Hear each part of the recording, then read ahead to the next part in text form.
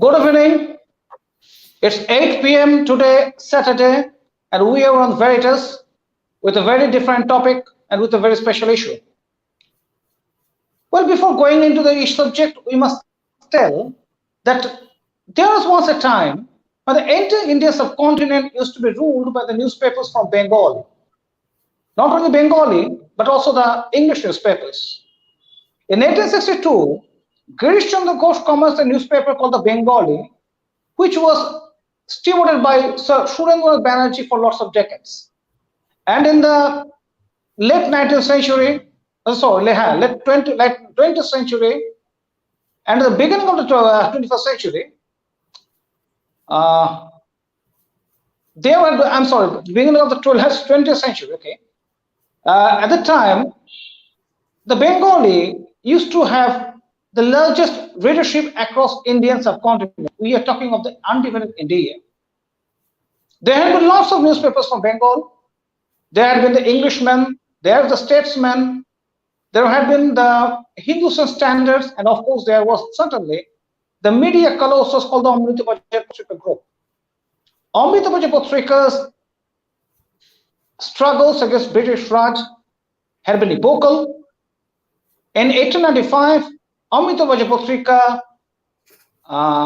perhaps it's actually in 1895, Amrita Patrika upholded the cause of Bala Gangadhar Tilak and organized a movement that extended and influenced the Indian liberation struggle to a high extent.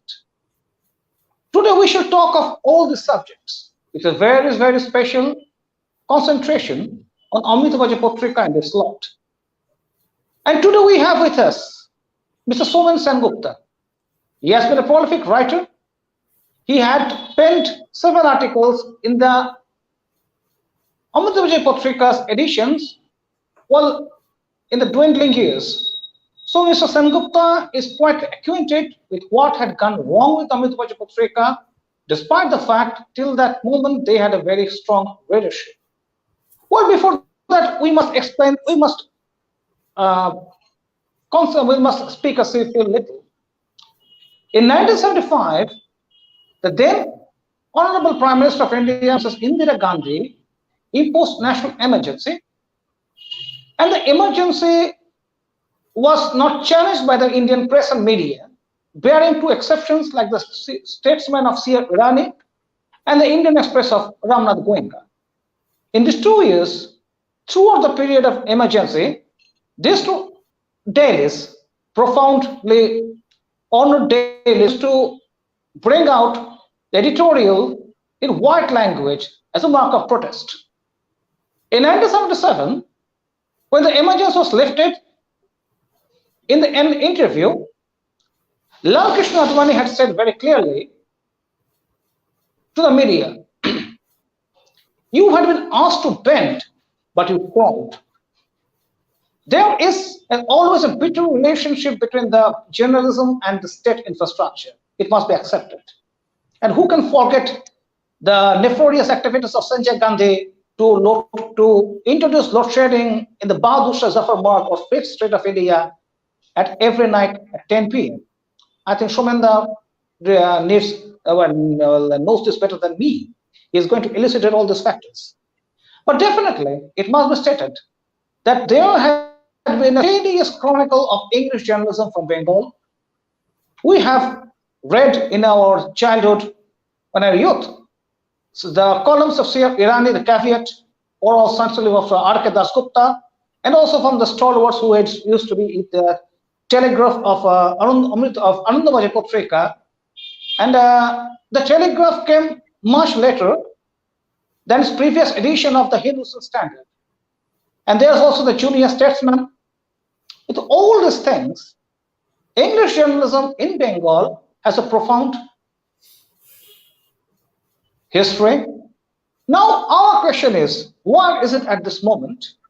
And with a special note on Amrita Patrika, now I am just asking Mr. Somen Sengupta to narrate his experiences with English journalism in the state. Somen, please. Hi, very good evening to all of you, and special thanks to Onimitra and team for having me here. And the subject that you have chosen, it's very close to my heart. Although, ironically, I was never a journalist by profession. I never worked in any newspaper in my life. For last 27 years or so, I have been contributing in various newspapers only as a freelance journalist, only out of passion. My subsistence, my bread is not won from the newspaper world. But I'm telling you, every time there I see my name printed in ink on a broadsheet, trust me, the entire day is made for me. So this is very briefly about my association with newspaper. And as you said that today we will talk about English journalism in Bengal and we will give special focus on Amrita Bazar Patrika. Let me tell you, Amrita Bazar Patrika was the first newspaper where I cut my teeth as a freelance journalist. Before that, in 1992, maybe some of my latest two editors were coming up in Statesman column, but that was very insignificant. Amrita Bazar Patrika, when it was at the last phase of its life, when cancer was spread all across its body, when there was no chance of survival, then Amrita Bazar Patrika suddenly, under the leadership of Tuhin Kanti Ghosh, he was the son of Tarun Kanti Ghosh. Tuhin Kanti Ghosh and his brother Tomal Kanti Ghosh, they initiated a new wave in Amrita Bazar Patrika at the last phase. But by that time, everything was over. So this is the background.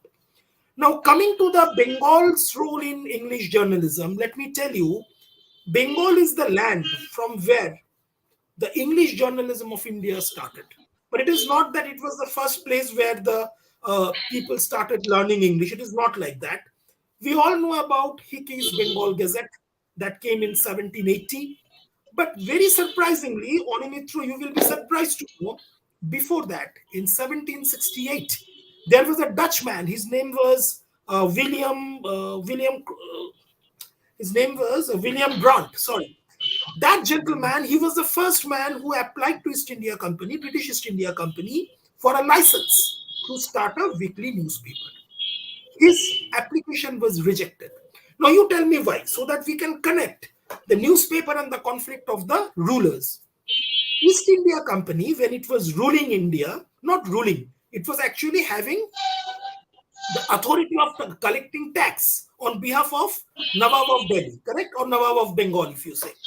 Now you will find that when East India Company was doing it, ever since it got a victory in 1757 Battle of Palsi, there are a huge uproar in British Parliament. There was a huge controversy, a debate among the British MPs in Parliament that at what authority a multinational company who is doing business in a foreign country can do this kind of tyranny.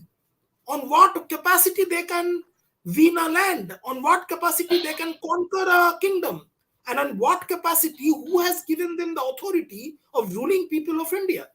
There was a very serious debate, and it was very much recorded in William Dalrymple's book. It was very much well recorded in the book called India Conquered by John Wells. Now, 1768, when this Dutchman is first telling East India Company to giving him a permission to print a news weekly, his application is getting rejected. Why? At the same time, almost in the 1776, there is a freedom struggle started in United States of America. 1789, French Revolution is happening in France, and any person who is conquering, who has conquered a foreign country and who is ruling foreign people, he is very much aware any news publication is basically a communication. More and more communication flows, more and more you are exposed. Still, in 1780, Hickey, a man who was not at all a reporter, he came India for a different reason, he somehow managed to get a license. Everybody knows that he was anti-Warren Hastings, you know that, and he was very close to a person called Phillips Francis, who was a person against of Warren Hastings in the council. So it all helped him to bring out a newspaper. But that was the beginning. He may be the pioneer of Bengal journalism in English, but that particular weekly was mostly of the news which are required by Anglo-Indian community, European community, and American community. If you go through the old newspapers of those days, although it was a weekly, 1780 Calcutta is having Bengal Gazette. Just 5 years after that, 1785, Madras is having another newspaper called Madras Courier. 4 years after that, Bombay Presidency is having the first newspaper, Bombay Herald. So Bengal Presidency, Madras Presidency, and Bombay Presidency all are having their first newspaper within first 9 years. Now, if you look at this, you will find the conflict between state and newspaper is always there from the beginning. Keep aside the Hickey's Bengal Gazette. Anyway, Hickey was having some personal grudge against Warren Hastings. He is having some personal issues with Warren Hastings for many things.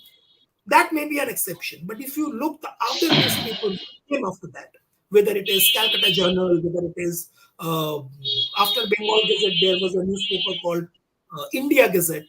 Everywhere you will find the conflict is appearing. Now, if you take this as a heritage of Bengal English journalism, we see there is a total blooming of this from 1813 onwards.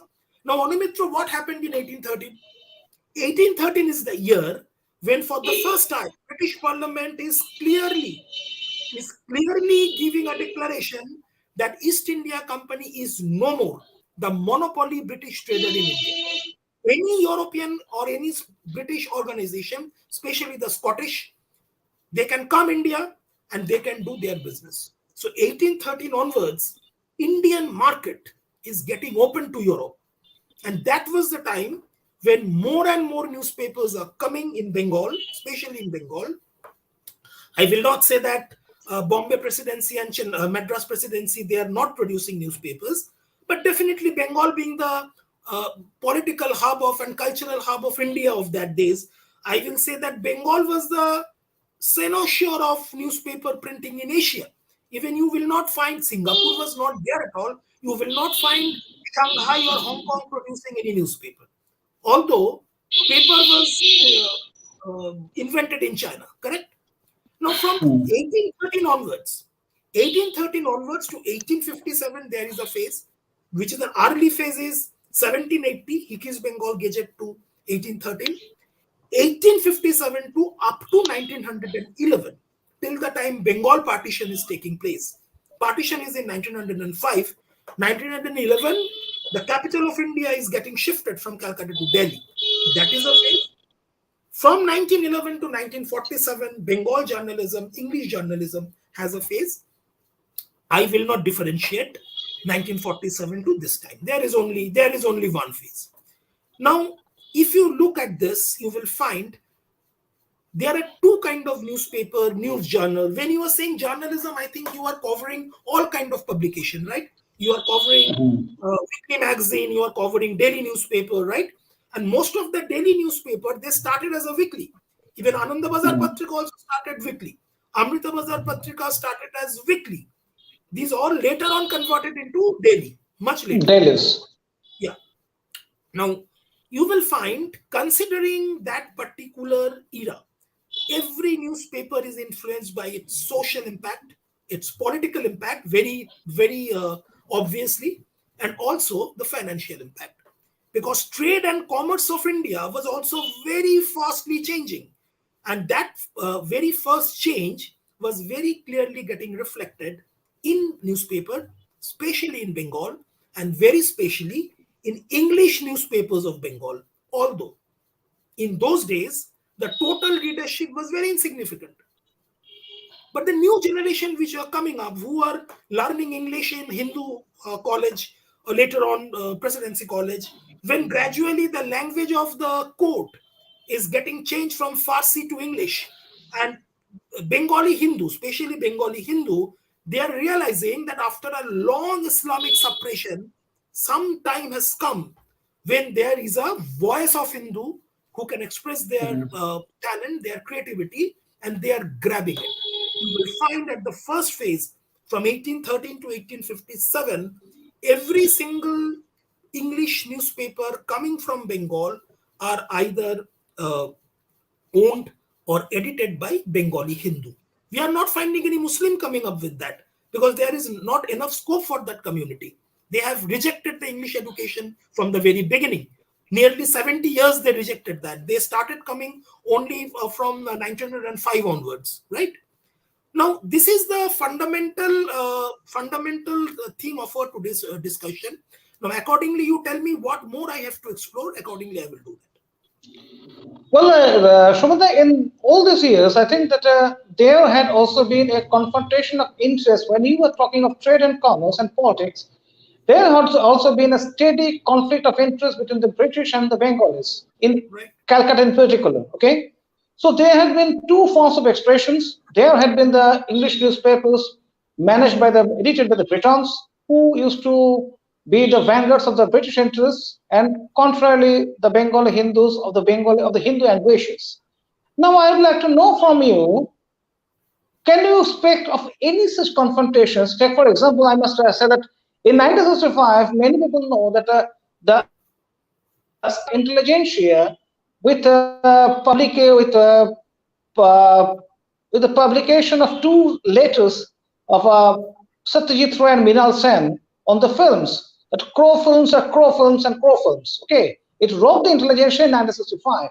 So in that way, even I'd like to know whether in the earlier century even there had been conflicts of interest that had been communicated to the newspapers.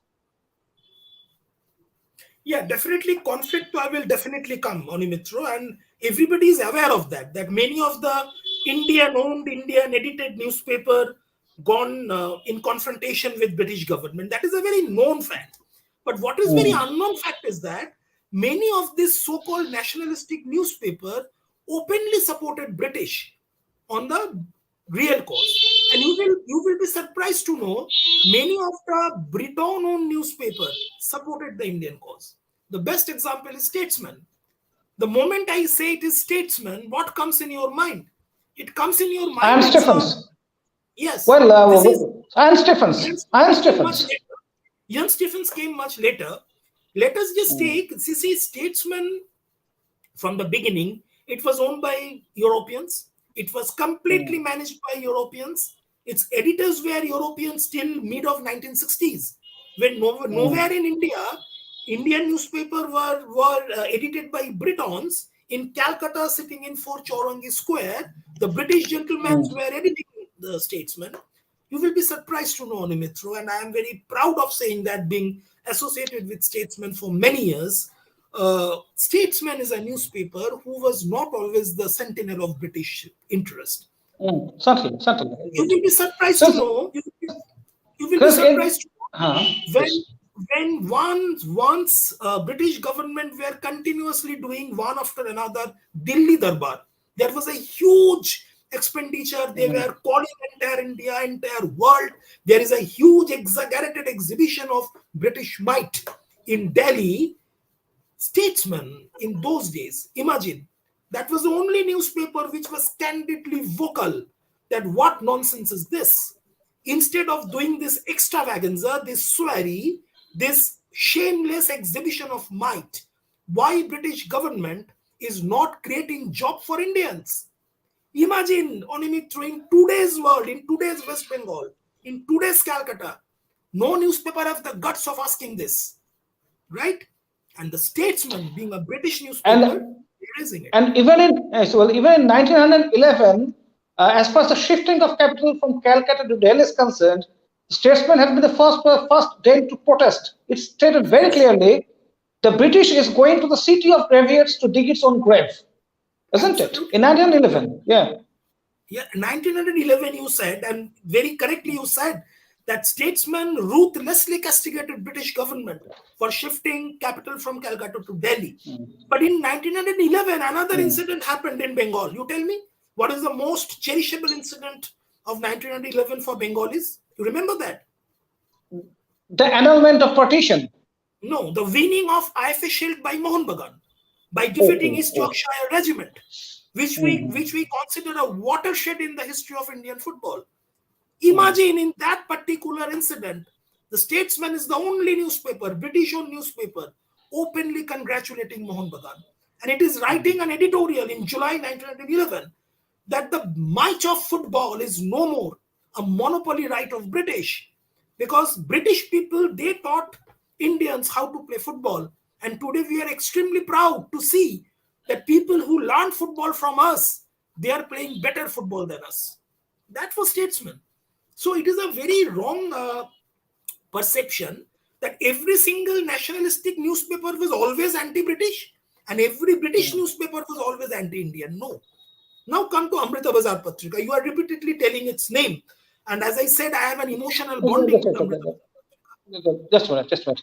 When before you come to Amrita Bazar Patrika, I would like to have a few words from you that on the Bengali of Surendra Banerjee, and it's also true that when the Bengal and following the death of Surendra Banerjee, it was the press and the entire infrastructure was purchased by the persons who went to introduce the Star of India. Okay, so if we consider of Bengal, we must also realize the names of a few organizations such as Muslim League, but also the publication of Star of India, along with Azad, and also the name of Altaf Hussain, who had been the pioneering personality in the Dawn, published from Karachi and established by Muhammad Ali Jinnah. So I would like to know from you, if you add a few words on the war of words or war of publications in the 1930s and 40s, especially English letters for Amrita Bazar Patrika and the Star of India and the Partition. Which phase you said? Which phase you said? Year you said? 1930s and 40s, the war of words between the English publications of the Hindus and the Muslims that led to the partition of Bengal. Okay, fine. Firstly, as I said, there was a huge emergence of middle-class Muslim educated society in Bengal from 1920. And they are extremely politically aware, unlike Hindus. Those particular class of Muslims who were coming out of universities, having degrees, knowing the world, they were extremely aware and conscious about their political rights in Bengal, which was predominantly a Muslim state. And their objective, their agenda was very clear from the beginning. Now, there was a time when it was being said, there are 4M in Bengal, 4M. Number 1 is Muhammad Ali Jinnah, definitely. Number 2 is Muslim League. Number 3 is Muslim Chamber of Commerce. And number 4, there was a newspaper called Mohammadi. That was not an English newspaper. It means from beginning of 1930, reading of newspaper and expressing their power through newspaper was very common to Muslim community as well. And as you said, the Star of India, which was a newspaper from here, it was backed by M.A. Ishpahani's group. And in Bengal, there was a chamber of commerce called Muslim Chamber of Commerce. In that Muslim Chamber of Commerce, you will be astonished to know it was a amalgamation of lot many intellectuals, not only businessmen. When they opened Muslim Chamber of Commerce, they invited poet, writers, people who are politically aware. Those people were given membership of that. And their input was very clear. If there is no finance, no political party can stand. If there is no finance, no newspaper can stand. So the Star automatically became it's a very beneficial thing for the entire Bengal, but for a particular community, definitely it was a very beneficial tool. And I will give you a best example on that. Mohammedan sporting clubs started getting their huge success from 1934 onwards. You know that Mohammedan Sporting's contribution in Indian football is unparalleled, matchless, right? They're the first Indian football team to win Calcutta League for 5 times. First Indian football team to win Durand Cup and lot many things. When this was happening, there was a huge emergence of... Well, when you were speaking of Mohammedan Sporting, it must also be stated that Mohammedan Sporting was the first football team to introduce books for the Indian footballers, number 1. And number 2, it had the courage to withstand the British supremacy and engage in tough fights and defeat the British garrisons in the football leagues of them. It must also be accepted. Anamitra, you being a Bengali, you must be knowing there is a Bengali word called Nakami, right? And I'm sure many of the Mm, people who are listening us right now, let me tell you, Mohammedan Sporting was the first football team in Bengal which was not suffering from any kind of Nakami, nationalistic Nakami. What Mohun Bagan and East Bengal were suffering to. Mohun Bagan, accidentally or by their own credit, may won IFSL final by playing barefoot, but they never realized without playing boot, they cannot beat British team every day. Because boot is an indispensable part of sports, like soccer, where you have to run for 90 minutes. Mohun Bagan and East Bengal, when they were intermingled in this kind of nakami, that we will play without boot against British because we can win that, Mohammedan Sporting Club was extremely advanced in its thinking. And they did that. One of their official, Mr. I forgot his name, most probably Muhammad Karim, he even went to Fort William. I wrote a very prolonged article on mm. Mohammedan Sporting Statesman. You can read that.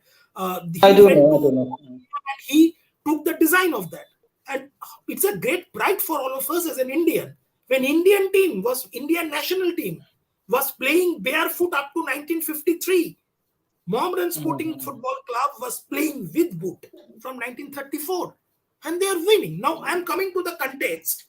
When Mohammedan Sporting Club was getting emerged as the best football club of India, there was a huge confidence among the marginal Muslims who are very poverty stricken. I'm talking about people who are working in Khidipur port, who are having a mm, food stall on the footpath in Khidipur, people living in the mm, slum of Raja Bazar, mainly of Urdu speaking Muslims in Calcutta. They got a huge confidence. And this confidence was very clearly capitalized by Muslim League through newspaper. Although they were not reading English newspapers, but the newspaper used to play a huge role, and Mohammedan Sporting Club's victory was always counted as an Islamic victory. Mohammedan Sporting Club's defeat, although it's only a sports. Suppose there is a match between Kalighat and Mohammedan Sporting Club, East Bengal and Mohammedan Sporting Club. Any defeat of Mohammedan Sporting, any decision of referee which is going against of Mohammedan Sporting used to culminate into violence in central Calcutta. There, as you said, you will, if you go through the newspaper, I found when I did the research on Mohammedan Sporting Club, there is a contradictory editorial report, Statesman, Amrita Bazar, and the newspaper controlled by Muslims. That's Daily Star and all these things. Now, this is very clear that when statesmen and Amrita Bazar are clearly saying that this kind of violence is not supportable. A game is a game, a sports is a sports. When you win a football match, you do not win the world. Or when you lose in a football match, you do not lose your political entity. But who will make it understand to the people who are filling the galleries of Mohammedan Sporting Club, coming from the jute mills, coming from the slums, coming from the pavements? For them, that is a political victory. Now, if you go, I don't have much time to read those. I have in my library, I have some of the examples. And you will see that newspaper's column has become a battlefield between Muslim League and the rest of the Muslim League in context of Indian football. well, that means the what you say that the Star of India had an unbelievable success in amalgamating the elitism of the Muslims with the subalterns, isn't it? Okay, Absolutely. so Absolutely. that means the for the first time in Bengal politics, the foot soldiers, the relation between the foot soldiers and the financial backers was established. Okay, Absolutely. Absolutely. okay, And I fine. will say it's a fantastic team. But if you look at the success of Muslim politics in Bengal, Onimitro, if you are very rationally thinking, that is a fantastic team. Muslim Chamber of Commerce, backed by Dada Daud, M.A. Ishpahani, they are pumping money, right? Mm, Muslim League are overshadowing Fazlul Haq's Krishak Praja Party, which is basically mhm, a East Bengal political party, which is not backed by Urdu-speaking Calcutta businessman. Mohammedan mm, Sporting Club success that is giving a huge confidence, which is actually a political confidence, not a sports confidence, to a mm. marginalized section of Muslims.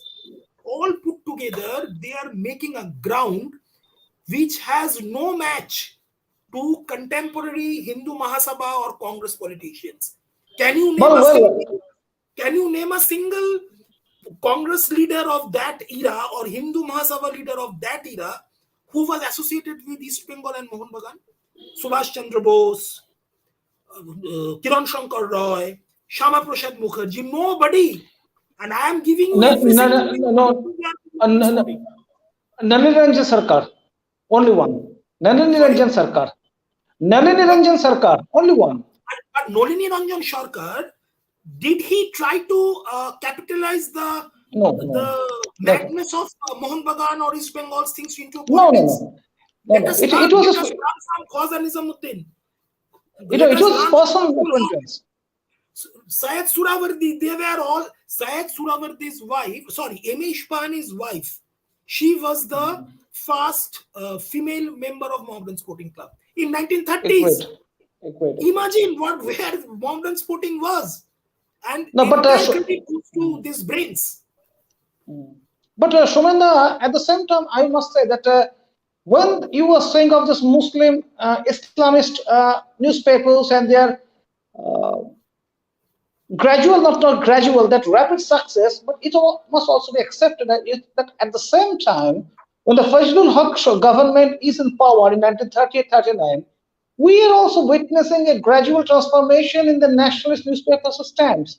The nationalist newspapers of the Amrita Bazar Patrika and the others that had been national and quite rational in the outlook are turning into be more and more Hindu hardcore newspapers. Okay, it must also be accepted. Amrita Bazar Patrika and others as a strong reaction. There is nothing wrong in that. Firstly, Amrita Bazar played a very glorious role. Unfortunately, we do not talk much about Amrita Bazar Patrika because the entire newspaper archive is not easily available thanks to the Ghosh family. Amrita Bazar Patrika's role, especially in 30s and 40s, to support the Hindu cause. I will not say it's a Hindu cause. I will say it's a cause of humanity. I have no reservation of saying if it is a Hindu, it should be ignored. No, Amrita Bazar Patrika came up with such issues about which even Ananda Bazar Patrika did not dare to speak. The way Amrita Bazar continuously reporting the tyrannic actions of Fazlul Haq government, Suravardi government, definitely backed by Khawaja Nizamuddin and others, that is peerless. And if you go through the old files, there is a beautiful book I can just show you. Just give me 1 minute. Is it visible what book I am showing? No, please bring it forward. Please bring it forward. Please. No. Here, please, to the camera. Okay. Coming. The moments of Bengal partition. The moments of Bengal partition, selection from Amrita Bazar Patrika 1947 to 1948, edited by Arun Ghosh. This book is a gold mine. If you want to learn the Bengal of that particular era, what we are talking about, how Amrita Bazar came out daringly, without bothering what can happen, is peerless. Now, I will come back to Amrita Bazar, but I am just coming to say one thing. Bengal politics and conflict with Bengal government with newspaper, it was from the beginning. And it is from the beginning, and it is not because, as I am repeatedly saying, that statesman never raised his voice against British. Many a time it did. The best thing is Vernacular Press Act. Onimitro, Vernacular Press Act was done to stop the voice of Bengali newspaper, right? For which it was converted into English.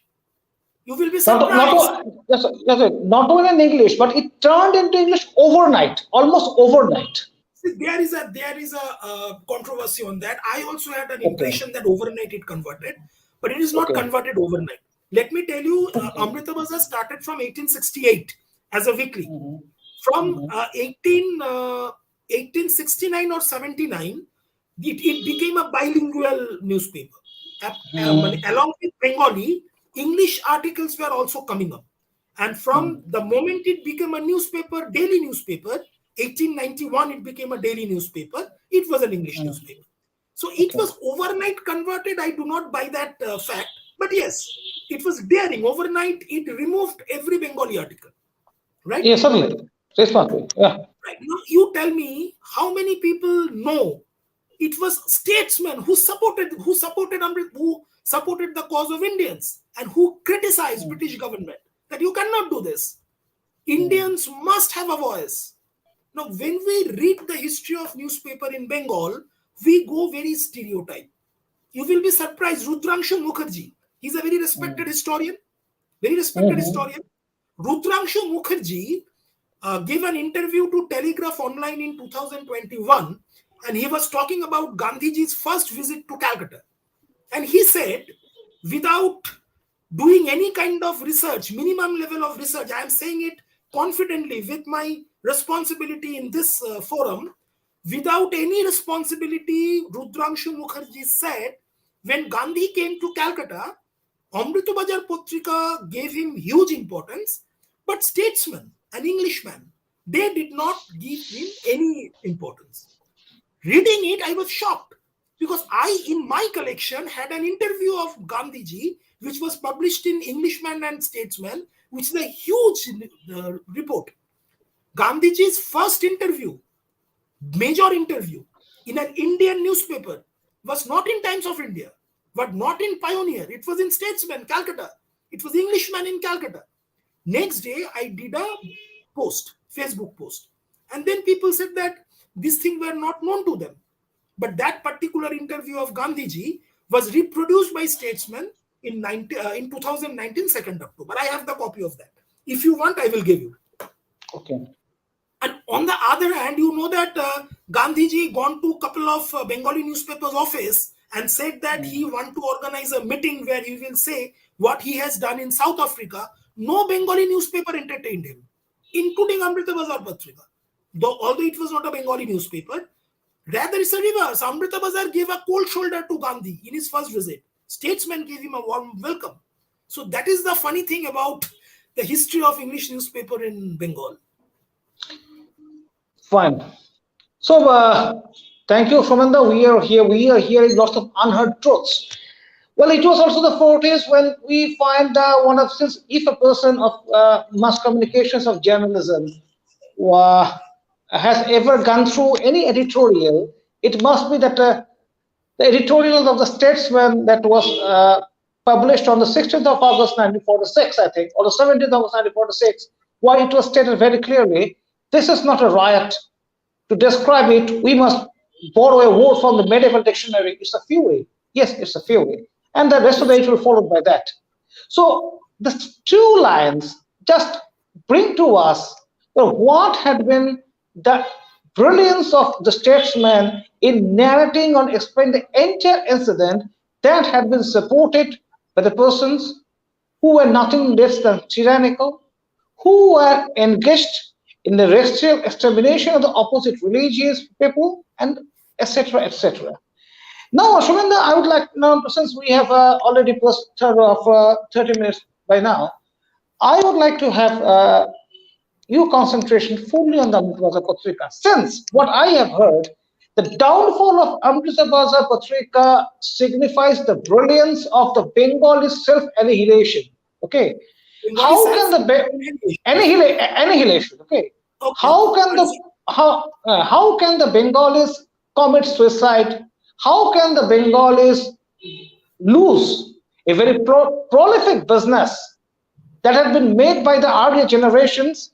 If all these players put together, Amrita Bazar Patrika is a classic example. On the other hand, Amrita Bazar Patrika happens to be the perfect example of quintessential paradigm of the corporatization of a newspaper and its business environment. So I would like to ask Somenda very humbly to make an analogy between the two and concentrate on what led to the degradation of the Amrita Bazar Patrika. There is also saying that Amrita Bazar Patrika became the victim of a huge conspiracy. So I would like to know also from him. So, was there any conspiracy in really? See, the word conspiracy is a very risky word here because Firstly, when these all were happening, I was either not born or I was very young. I was a Mhm. school going kid when all these things were happening. See, I will not say the shutdown of Amrita Bazar was a conspiracy, or uh, there are two houses. I mean, the Ghosh family of Bagh Bazar and the Sarkar family of Bagh Bazar, they are also from Bagh Bazar. The two Bagh Mhm. Bazar Bengali family, both of them ran newspaper business. Amrita Bazar is much bigger a brand. Amrita Bazar brand value as a newspaper is much bigger than Anand Bazar Patrika. There is no doubt about that. I am not talking about today. But still, at the end, Amrita Bazar could not survive. Anand Bazar bloomed. Anand Bazar became so dominant in the world of Bengali journalism that we cannot think. You can hate Anand Bazar, you can dislike Anand Bazar, but you cannot ignore Anand Bazar. That is the thing. And both you and me as a Bengali should be proud. This is the only Bengali newspaper in the history of Bengal, only Bengali newspaper that completed 100 years. Only Bengali newspaper. No Bengali newspaper did that.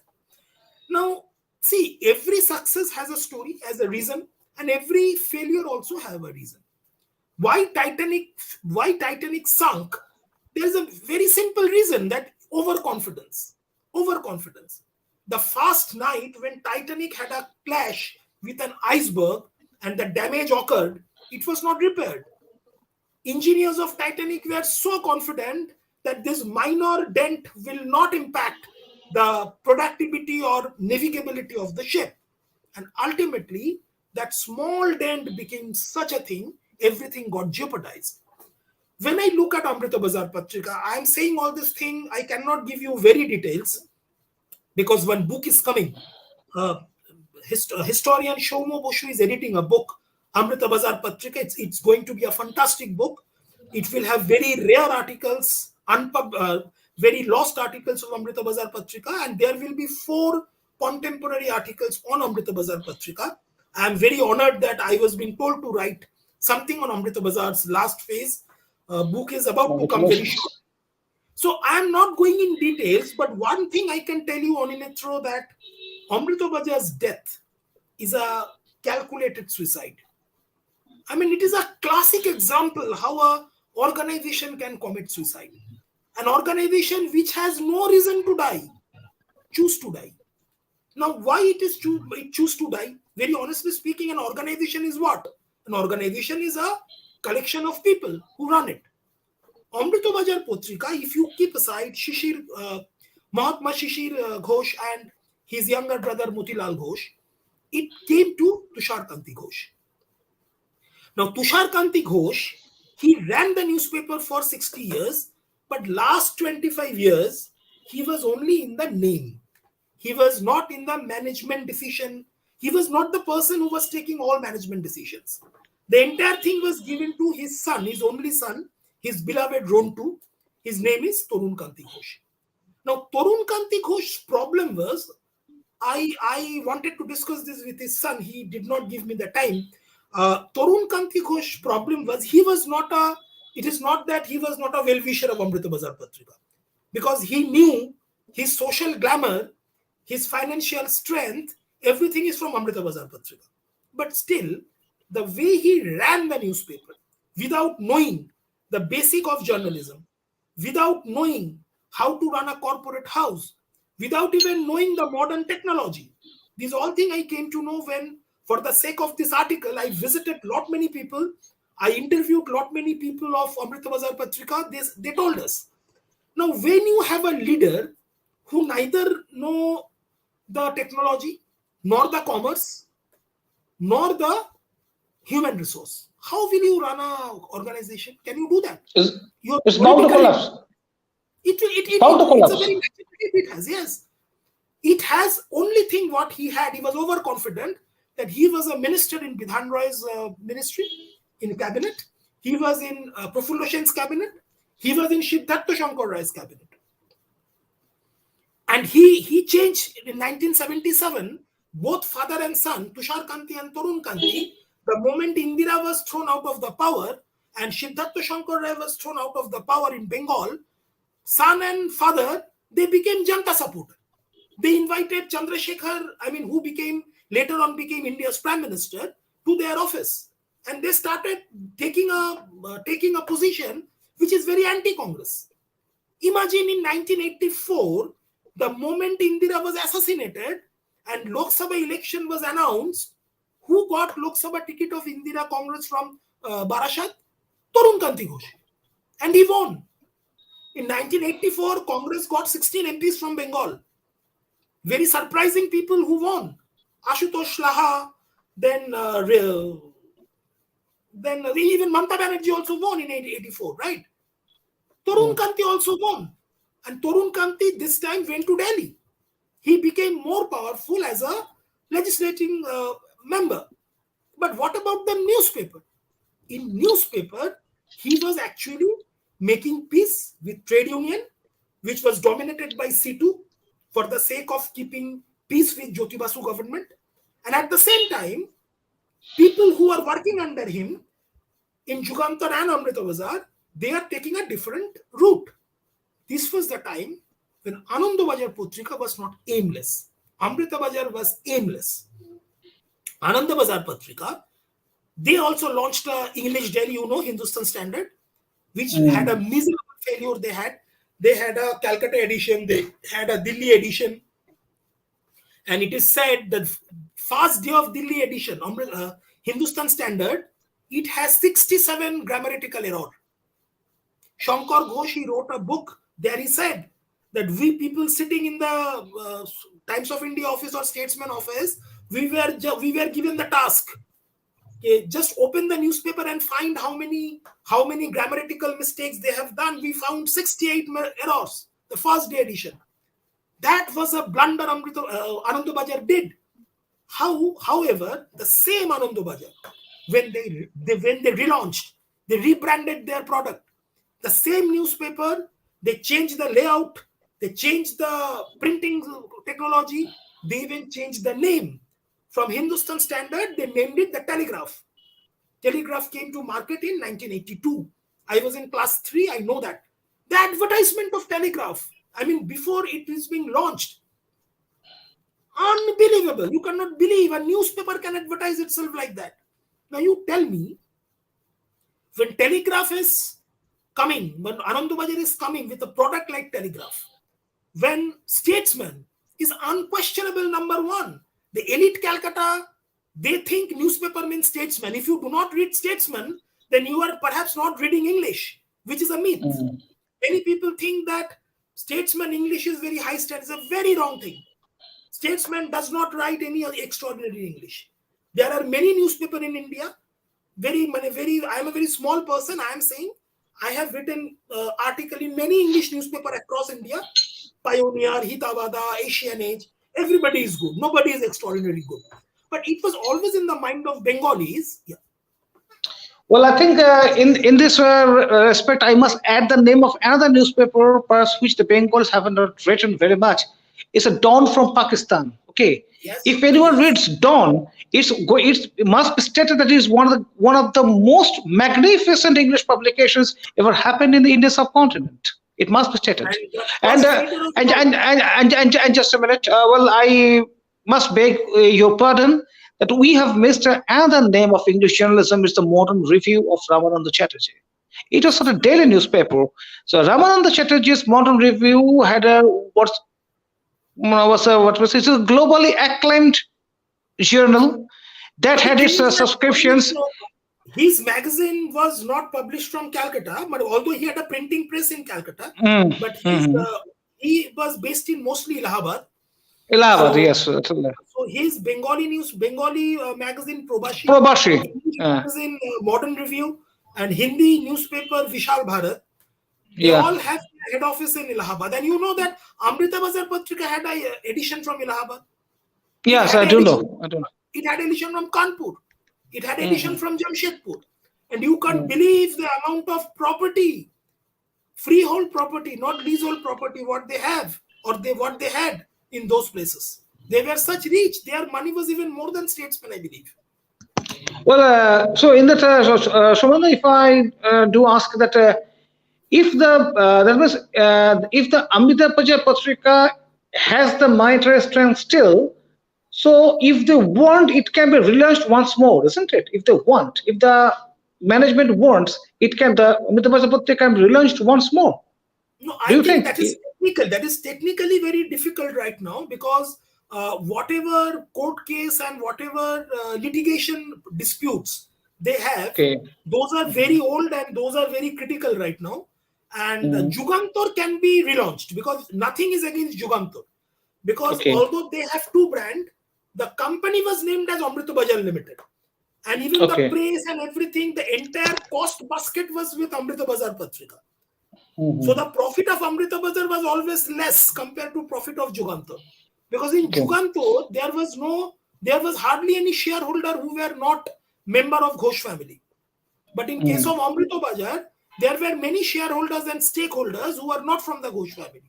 So this may be mhm, a very well calculated gambit that always show mhm, the profit of Amrita Bazar low, even sometimes mhm, loss, so that your money mhm, does not go outside of your family. But in case mhm. of Jugantor, you always show the profit is very high. This is my take. If anyone challenge, I will not be able to prove myself, but this is my idea. But a brand which is completely yours, you will always show that is in a high profit, right? Mhm. So Amrita Bazar's relaunch is really difficult until and unless only the Mm. brand is purchased by somebody. And let me tell you, this is coming in the upcoming article of mine. You know, one businessman of India, he wanted to purchase Amrita Bazar Patrika. He No, no, wanted to no. enter in the world of print media, and the only newspaper what he wanted to buy is Amrita Bazar Patrika. That gentleman came to Calcutta from Bombay. He waited 2 days in Grand Hotel. He contacted, everything was final. Everything was final. That Jugantor will be in the hand of Ghosh family and Amrita Bazar will be taken by this businessman. He will run it. He will pump huge money. He will make it a national daily. He will bring edition from Bombay, Delhi, and Calcutta, and he will give a new life to Amrita Bazar Patrika. He was waiting in Grand Hotel for the meeting. At the last moment, it is heard Tarun Kanti Ghosh did not attend that meeting because the C2 union discouraged him. There was one man called Shubodh Bushu. He was a trade union leader. And that gentleman, after waiting for 2 days in Calcutta, for the sake of buying Amrita Bazar Patrika, he returned to Bombay. Guess who was the person? Here is a Oh, quiz for you. Tell me. Dhirubhai Ambani. Bang on, you are correct. He was Dhirubhai Ambani. Dhirubhai Ambani in early 80s wanted to buy it. And here, the owner was having a negotiation with the trade union, and trade union is giving him gyan what to do. Let me tell you another thing. This we will find in Shankar Ghosh book. In every newspaper office, there is trade union. Now, trade union Mm, do what? They fight for the right of the employees. Correct? mm, mm. Can you imagine? Amrita Bazar Patrika, thanks to the poor management, there was a time when trade union was influencing what news will go on the front page, Really? what news will publish, what news they will not publish. That was being decided by the trade union controlled by CPIM. There was a time when you remember in our childhood there was a huge power cut, load shedding, right? Yeah. One day there was a decision that since there was a huge power cut, the production is not happening on time, the newspaper is not coming to the market in morning, there is a Mm. logistical failure. So it was decided Amrita Bazar and Jugantor will publish one blank space and they will write, due to the unprecedented power cut of this is a protest against Bengal government, that we are leaving space blank. It was decided by the editorial board. It could not be done because Shubodh Bose did not want that. Will So who you the will hell you be? was? What made him so powerful? Who the hell was this person? He was the trade union leader of all newspaper in Bengal, but he was an employee of Jugantor. He was very sophisticated person. He used to sing Ravindra Sangeet. He was a very good carom player, but he was a nemesis of this. And Well, but every if please, And please, when I hope. spoke to many former journalists of Amrita Bazar who lost their job or who saw this tumultuous thing, everybody said that this man is 50% responsible for the closure of Amrita Bazar Patrika. He's extremely, definitely he had backup from Olimuddin Street. There is no doubt about that. And Devobroto Mukhopadhyay wrote that when he gone to writer's building to meet Jyoti Basu to negotiate that how to reopen Amrita Bazar Patrika, Jyoti Basu said ke Torun Babu will steal money and I will save you. Torun Babu churi korbe ar ami bachabo apnake. This thing Jyoti Basu never said to the press. This thing I am saying from a memoir of a person called Devobroto Babu. He was a very respectable man working in Jugantar. So definitely there is no doubt. There is no doubt. See, I am telling you one thing. CPIM or say communist, they wanted to see Amrita Bazar dying because Amrita Bazar is a very dangerous house. It's having a heritage of 100 years, huge brand value. So if you want to kill, see, statesmen, they are not bothered because statesman is being read by a population whose vote does not count for communist. Correct? So that is discarded. That is discarded. Rest is what? Rest is Ananda Bazar, Jugantar Amrita Bazar and small newspapers. Now out of Amrita Bazar and Ananda Bazar, Amrita Bazar was always an easy target. 1984. Now, just wait. Why do you consider it as a poor target for its innate poor management skills? That is one. That is definitely one. That is definitely and the one. And the next? See, the trade union problem created for what? Because you could not tame it. That is also a managerial failure. Number 3, I said, now there are 3 things for running newspaper. See, I had a discussion with Shubir Ghosh, who was once upon a time used to work with statesmen. He said, Ashok Kumar Sarkar of Ananda Bazar Patrika, he built up a team or in his family who are equipped with everything that is good enough to take a newspaper to the next generation. He had 3 sons. One became a chartered accountant, one became a technology expert, and one son was in the editorial board. From the beginning, he learned how to run a newspaper, how to run a magazine. Correct? This kind of planning was totally absent in case of Tushar Kanti Ghosh. Although Tushar Kanti himself was a seasoned person. Tushar Kanti is a doyen of Indian journalism. But Tushar Kanti handed over his regime to his son, who had no formal training, who had no practical training. And from the childhood, he was aware that family gave me a chance to become the owner of a brand which is unmatched.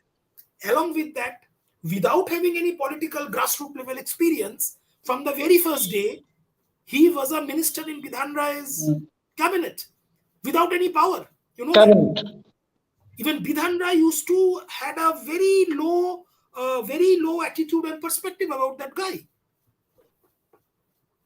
Even Siddhartha Shankar Rai. Well, okay. Well, so I've also heard that even in 1984, Ananda Bazar was paralyzed by tremendous trade union movements, and for 51 days at a stretch, its public empty halt. Is it? Yes, you are correct. I'm about to tell you. The time Ananda Bazar was being attacked by a CPM-led trade union, the way Ananda Bazar stood next to its employees, Amrita Bazar never did that. And this is a grievance. When I spoke to lot many Amrita Bazar Patrika's employees, 90% of them gave this example. Look, in 1984, same Shubodh Bose did the same kind of conspiracy in Ananda Bazar. I was in class 5 in those days, right? And I saw in front of my eyes, I grown up in a locality in eastern Calcutta called Beliaghata, which was a red castle. It was a Kremlin of Bengal was Beliaghata. And I had seen the newspaper vendor of our house, Nagda, he used to hide a copy of Ananda Bazar inside of his underwear, used to come around evening to my house and used to hand over Ananda Bazar to my father. We saw that in 84 sitting in city of Calcutta. I am not talking about Nazi Germany. That you are selling a newspaper in Calcutta, you have to hide it inside of your underwear. So that was the shameless, obnoxious thing they also did with Anand Bazar Patrika. But the way Anand Bazar handled it, it fought, which Tarun Kanti did not. Tarun Kanti could have fought it better. His strength, his brand value, his influence across India was much more than Anand Bazar Patrika. He did not. But I will say one thing. At the last phase, when his son came, Tuhin Kanti came. Tuhin Kanti was an extremely progressive man. And Tuhin Kanti understood. Tuhin Kanti and Tamal Kanti, they understood that whatever sin their father and grandfather has done, their payroll, there were a lot many people in the payroll of Amrita Bazar Patrika who had no work. There was a priest, Purohit. He used to do some puja in the office, even in the payroll of Amrita Bazar Patrika. There was one gentleman whose only work was every Tuesday, he will travel to Tarakeshwar, he will offer puja to Tarakeshwar Shiva temple, and he will come back. He was in the payroll.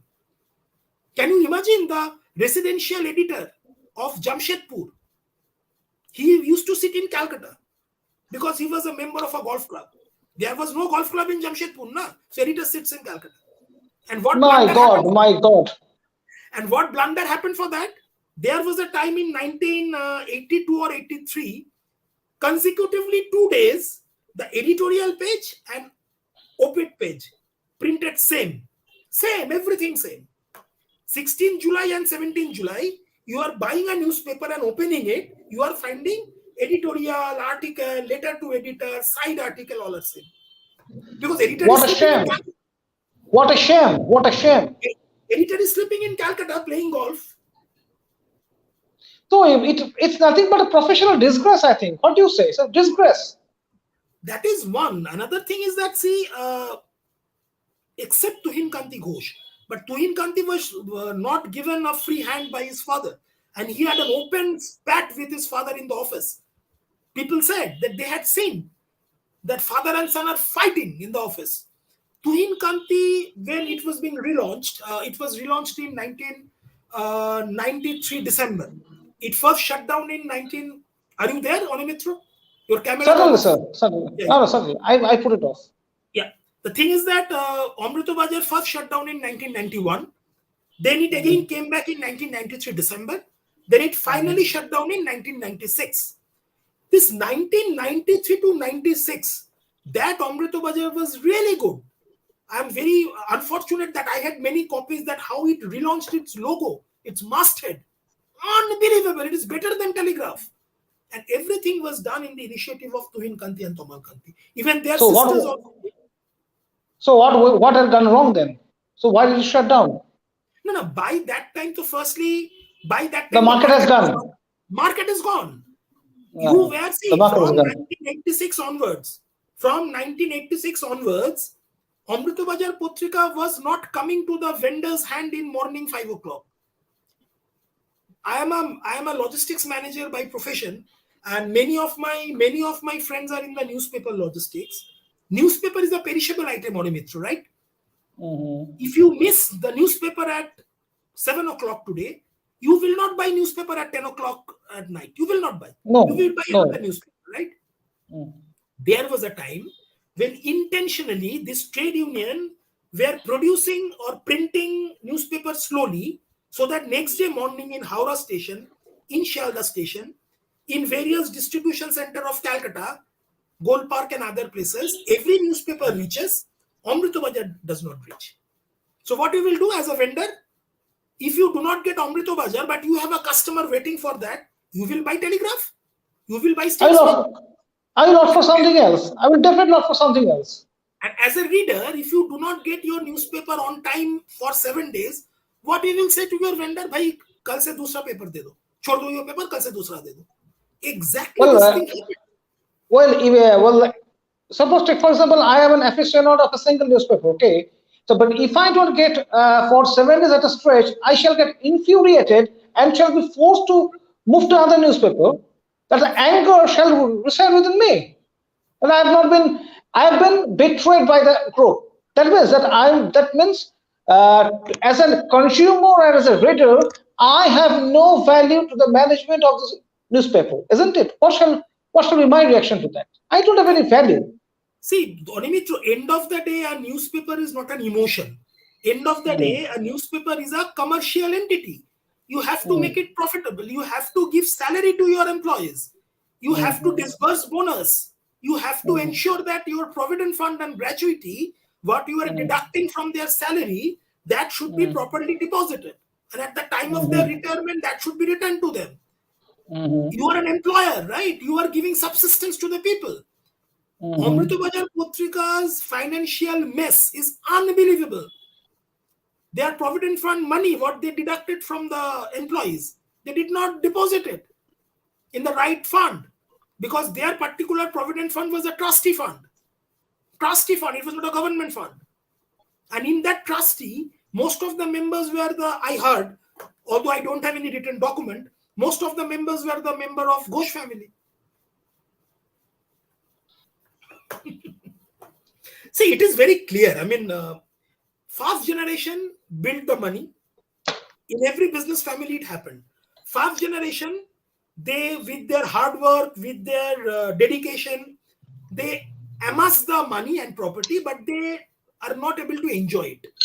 Second generation, they come, they utilize that and they grow the business and they also enjoy the money. Third generation, when they come, they only enjoy power. They only enjoy power until and unless they are exceptionally talented. The same thing happened in Ghosh. You see, Shishir Kumar and Motilal Ghosh, they built up the brand. They built up the fund, the offer, but they could not enjoy that. The glamour what Tushar enjoyed, he was I think he was the president of World Editorial Forum, right? And any journalist, when he was in a international conference, suppose there is a conference in London, right? Onimitro is representing their Amrita Bazar Patrika. People do not recognize him as a Onimitro from Amrita Bazar. Whether if I am going there from Times of India, people will say this guy is from Times of India. That is my recognition. Exactly. Onimitro will be introduced as he works for Ghosh. He works for Tushar. Oh my God. Yes, yes. That was international influence. That was the influence to Tushar Kant. You tell me one thing. When Jallianwala Bagh massacre happened, right? There are two English newspapers in India who exposed it because immediately after the killing of 13th of April, there was censorship on the press. And there was total restriction in Punjab that no news was coming out, right? Later on, it was exposed in Bombay Chronicle by Honeyman. And at the same time, almost at the same time, not immediately, it was exposed by Amrita Bazar Patrika. After Amrita Bazar Patrika did it, one letter came to Amrita Bazar Patrika's office to Motilal Ghosh saying that I read in India, British government had committed this massacre. This is brutal. This is absolutely uncivilized. And I congratulate this newspaper for reporting this massacre. Sitting abroad, I am reading this and I can't believe this kind of brutality happened. Now, Onimitro, tell me who wrote this letter and from where this letter came to Bagh Bazar. This letter came to Bagh Bazar from where? Burton Russell. This letter came to Bagh Bazar from Moscow, written by Lenin. V.I. Lenin, he wrote it. My God. So you imagine what brand Amrita Bazar was. Unimaginable. That means in Moscow, Bombay Chronicle was not read by Lenin because no letter came to Bombay Chronicle. Amrita Bazar received that letter. That organization, that institution, we killed. We killed means one of the generation of that family killed. Although their objective was not killing it, but they thought brand value will run us. Brand value will not run you. See, there are many big brands we have seen. We have seen Dunlop, we have seen Hindustan Motors. They were all gigantic brand, right? Only brand will not take you for long. Brand will give you some support. Some support it will give. Will brand make you survive? No. So, Somen, according to you, which if I do consider as a commercial success, Which English newspaper from Bengal can be stated as the most commercially successful and powerful in the last century? If you are talking about English, I will say definitely Statesman, no doubt about that. Firstly, in 30s, when Statesman was really anti-Indian under the editorialship of Mr. Watson, Stephen Watson, right? And but Watson was a very, very high-class journalist. He was a member of Times editorial board, and during Watson's editorialship, Statesman had huge development in printing. It launched an edition from Delhi, which nobody can thought of. Pioneer was in Lucknow and Allahabad for long. It could not even come to Delhi after 100 years, almost 70 years. Times of India could not come out of Bombay for 70, 80 years. But Statesman in 1932, it went to Delhi. Full newspaper.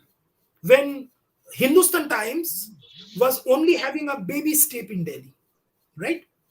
And if you see the circulation, if you see the property in everything, Statesman was unparalleled. See, Shunando S.K. Dr. Roy, he said in one of the article, in mid-60s when I joined Statesman in London, then its London editorial head told me one sentence. In India, in Calcutta, we don't have any competition. We only have contemporaries.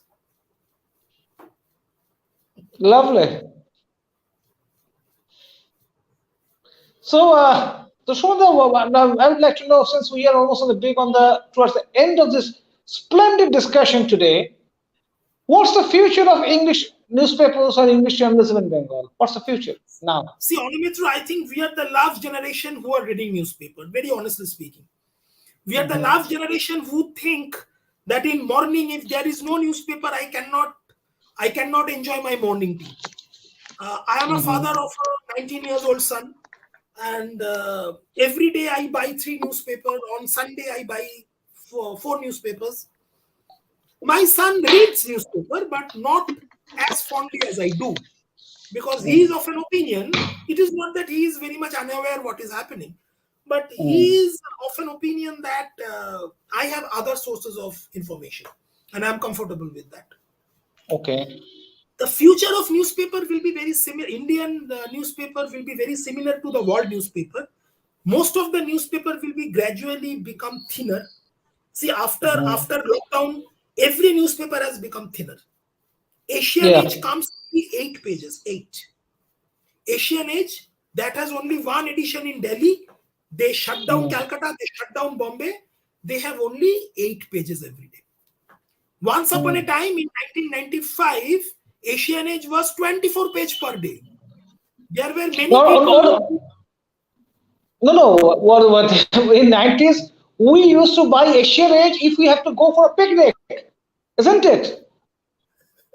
If we go for a picnic, statement. Yes. We used to go for that would provide a newspaper for everyone to sit.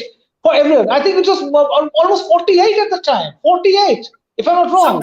It's Sunday. It was 40, Sunday. Sunday, it was 48. In 1995, 1996, all English newspaper was 2 rupee 50 paisa with 16 pages, right? Yeah, definitely. Asian Age was 24 pages, 1 rupee 50 paisa.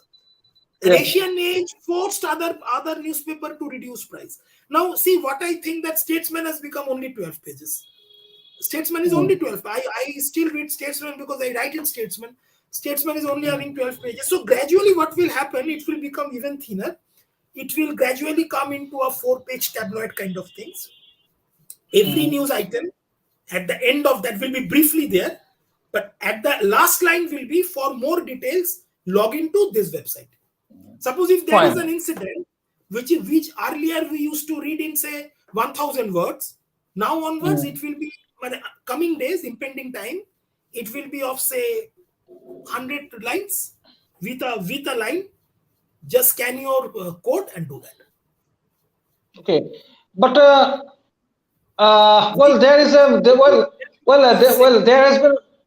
has been a request from our viewer that there must be a second part of this discussion. Okay, So there are lots to discuss more. But Shumanda, I would like to know from you that if I do ask you, of the what's the future of English journalism in Bengal? Since there are lots of websites, there has been a plethora of websites in the last few days. This I gentleman, well, Mr. Dakua is here. You know that Mr. Dakua. He's an extremely talented no, man. He's the oh no, authority no. of Niropsi Chaudhuri. I think Oh he should be really? invited.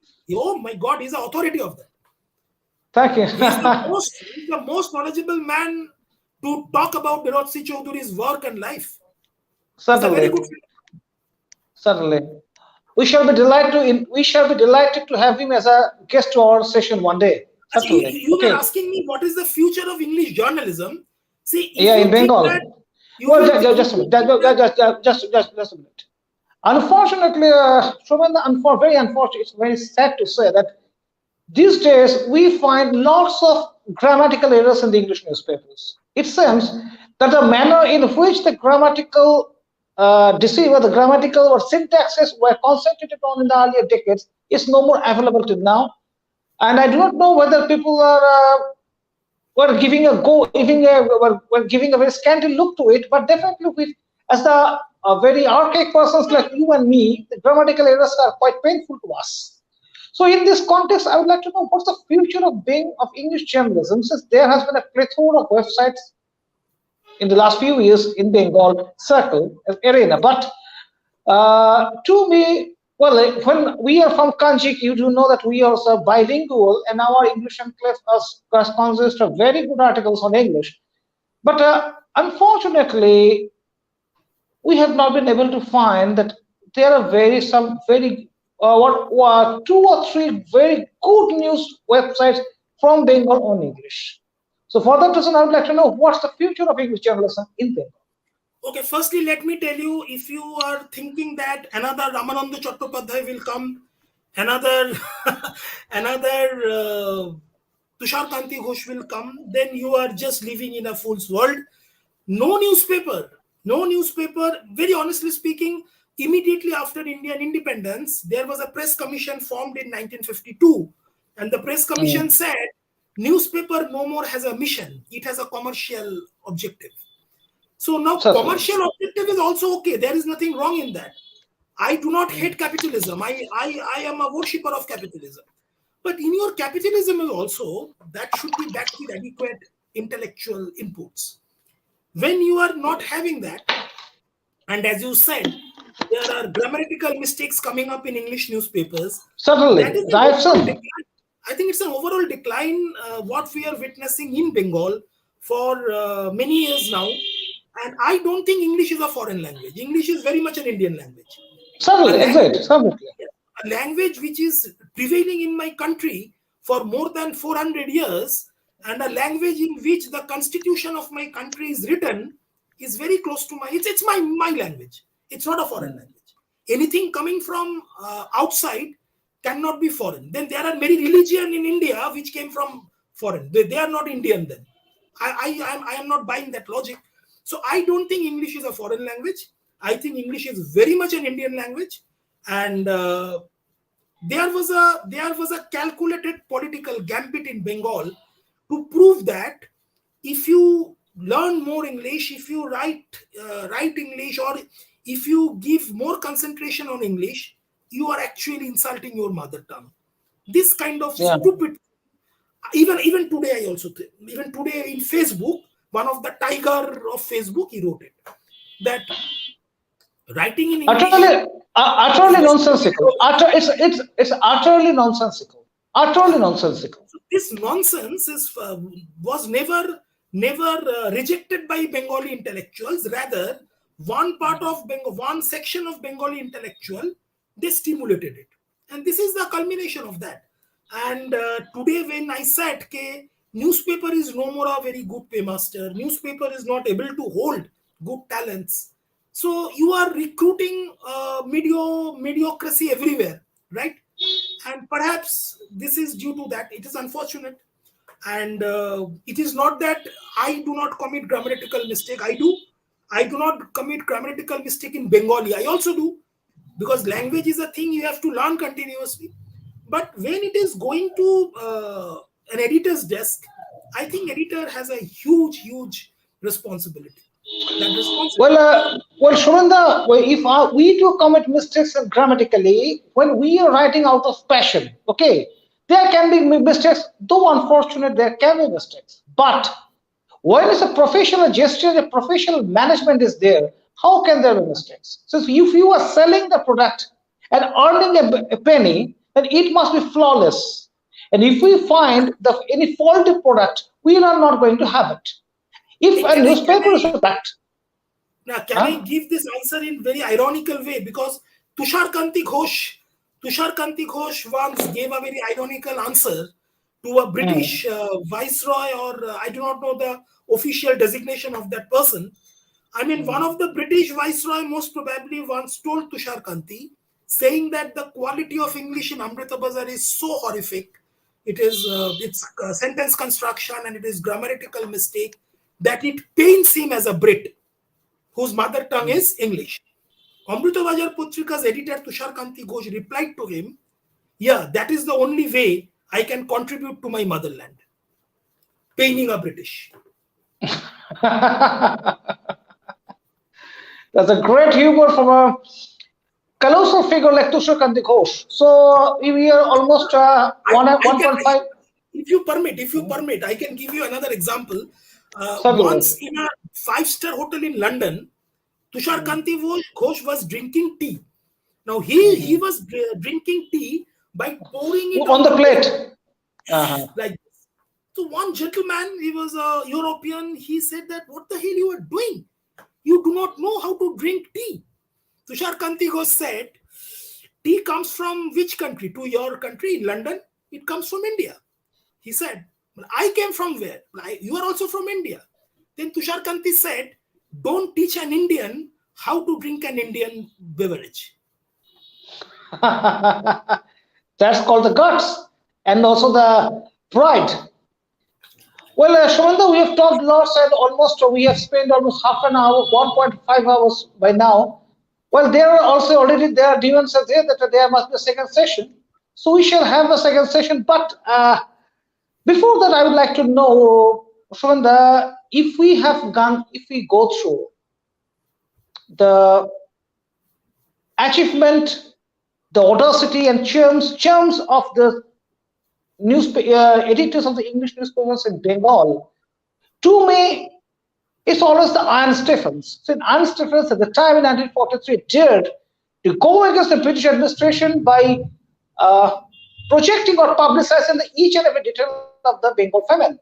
And had that not been done, it would have been impossible for us by now to gauge the brutality of the British imperialism. So Iron Stephens to me. So, who is, according to you, the number one, two, three English editors from Bengal?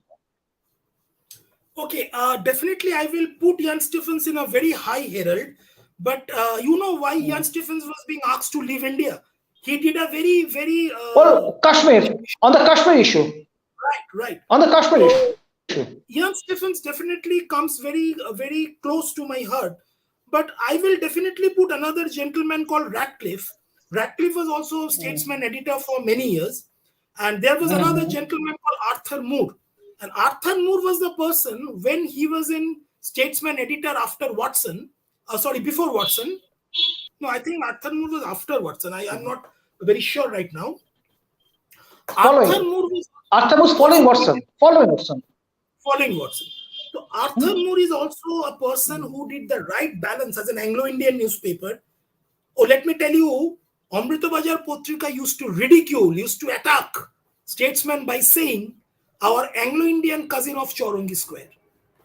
They always used to punch statesmen in this word, "Our Anglo-Indian cousin of Chaurangi Square." So I think Arthur Moore is also very highly celebrated editor of English newspaper in India. Definitely Surendranath Banerjee of Bengali, I must mention, although I do not know much about Harish Mukherjee, but Bengal Hmm.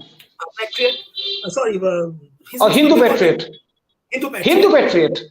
is also a huge, it has a huge impact. And you know that Shishir Kumar Ghosh, the founder of Amrita Bazar Patrika, he was what? He was actually the correspondent of Hindu Patriot. Before establishing Amrita Bazar Patrika, that was his profession. Later on, he became the income tax assessor of Joshua district. Oh, that is another time when British government, when they introduced Income Tax Act, all Indian newspaper protested. Exception was Amrita Bazar Patrika. They supported British because Shishir Kumar Ghosh thought, being an income tax professional, I think a country must have a proper canon of taxation. If a country's taxation law is not correct, then a country cannot go. Amrita Bazar Patrika was open supporter of British in that particular context. How amazing, right? It's a contradiction and a contention of facts that we have raised today. It has been one of the most wonderful sessions of Veritas till now, which I've experienced. I hope that all the readers, all the perceivers have also witnessed the same. It's a very, very rare occasion, very good for us that a person, it's a product as a person, which can be called as a knowledge bank, like Mr. Somen Sengupta has been here with us. We hope that, not only hope, we do expect to have him once more to carry forward this session to the second third. Definitely, we will do it. But for now, this is already. Within a notice of 7-8 hours, it's difficult to speak on such a verse. Well, at the time, I will give you a notice of 1 week. Well, for the second time, I will give you a notice of 1 week prior to that. Okay. So kind of. So it's almost 1.5 hours now. Thank you, each and every member of your organization, and it's a great experience for me. And very honestly speaking, this kind of discussion not very frequently takes place nowadays. And but it should be. During lockdown, I have seen a lot of web seminars, and 90% are really there's a waste of time. I mean, anyway, this is a fantastic experience, and I'm sure, I do not know how many people watched us today. And if at least 10 people watched us today, I think you and me have added some new arsenal in their wisdom. There are some new earthen lamps in their wisdom tower, in their lighthouse. And with this expectation, with this great experience, I'd like to say goodbye to all of you. Have a great Sunday. Good night, everybody. Good night, everybody. Thank you very much for us. I'm sorry, the camera. Thank you.